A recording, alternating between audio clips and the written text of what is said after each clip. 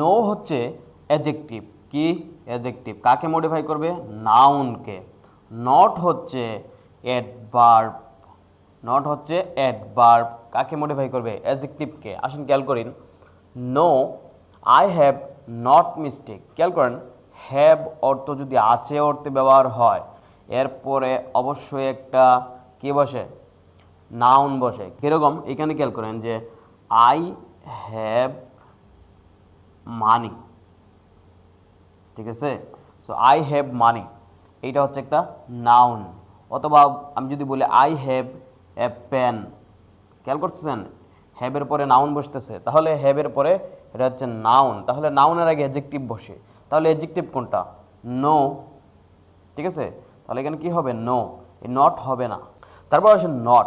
Not কখন ব্যবহার হয়? খেয়াল করেন, হ্যাভের পরে যদি একটা নাউন থাকে এবং ওই নাউনটাকে যদি এই এনি, তারপর লাইক, এরকম অ্যাডজেক্টিভ মার্কা বা কিছু শব্দ আছে, এগুলো দ্বারা যদি মডিফাই অলরেডি করে ফেলে, তাহলে এর আগে অবশ্যই একটা নট হবে। কি হবে?